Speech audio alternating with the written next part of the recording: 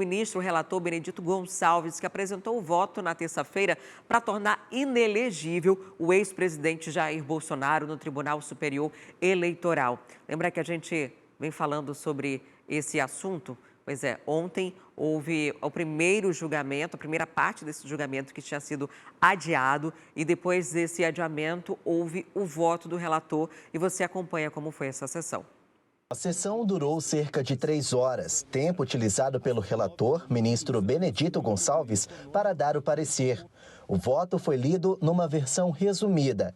A íntegra está num documento que reúne quase 400 páginas e que foi entregue aos demais ministros antes da sessão.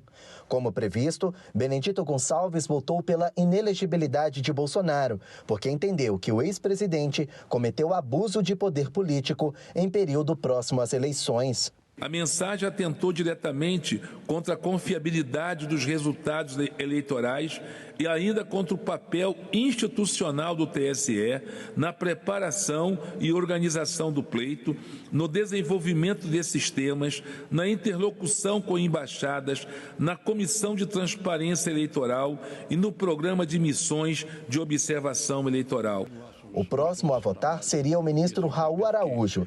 Ele pediu para só ler o parecer na próxima sessão, marcada para amanhã. O presidente da Corte, ministro Alexandre de Moraes, atendeu ao pedido e aproveitou para resumir o voto de Benedito Gonçalves. No mérito, Sua Excelência julgou parcialmente procedente o pedido para condenar o primeiro investigado, Jair Messias Bolsonaro, pela prática de abuso de poder político e de uso indevido dos meios de comunicação nas eleições 2022. Em julho do ano passado, Bolsonaro, então presidente da República, se reuniu com 40 embaixadores no Palácio da Alvorada e atacou, sem provas, a confiabilidade das urnas eletrônicas.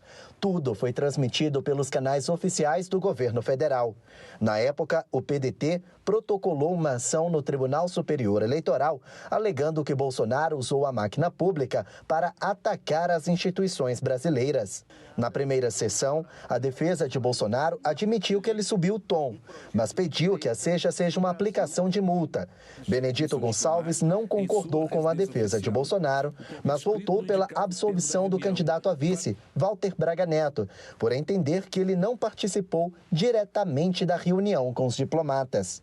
Nos bastidores, a inelegibilidade de Jair Bolsonaro já é dada como certa. Nas próximas eleições, o Partido Liberal, a legenda que o ex-presidente é filiado, já teria um plano B.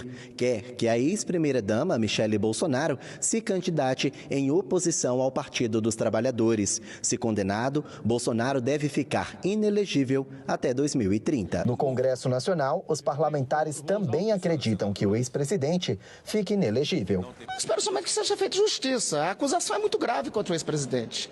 Ele reuniu representantes de outros países para atentar contra as urnas eletrônicas e contra a democracia brasileira. Então, eu não queria nunca estar no lugar dele em um julgamento desse, porque os elementos são muito fortes para uma eventual condenação. Era o que a gente já comentava aqui, né? Que era provável que isso acontecesse, que era só uma questão de protocolo jurídico, né, de seguir as partes do processo, até porque é o próprio TSE que se diz vítima, é também quem vai julgar.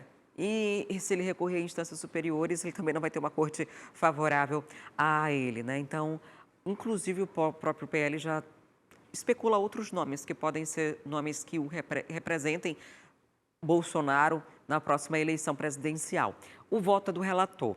Por enquanto, é apenas um parecer, e um parecer que deve ser seguido pelo restante da corte. A gente vai seguir acompanhando, porque na quinta-feira esse julgamento volta, e esse caso volta à pauta, e é quando os demais devem também expor os seus votos para confirmar ou não a inegibilidade de Bolsonaro. A princípio, apenas ele deve se tornar inelegível, né, por 8 anos, ou seja, não poderia se candidatar nas próximas 2 eleições. Na próxima eleição, né, para a presidência, né, porque tem um intervalo aí de 8 anos. E a gente vai seguir acompanhando esse caso. A alegação de que Bolsonaro merece ser punido, de se tornar inelegível, é porque ele teria utilizado a máquina pública, a estrutura pública, para fazer isso na condição de presidente. Porque a declaração dele, as declarações sobre urna eletrônica, foram feitas por diversos outros políticos, alguns inclusive já condenados. Mas a condenação dos demais não passou de multa. No caso de Bolsonaro, ou pelo menos o voto do relator indica que ele se torne inelegível. Quer ficar por dentro de todos os programas e notícias da TV A Crítica? Já se inscreve no canal e pressiona o sininho para receber todas as notificações. A gente se encontra no próximo vídeo.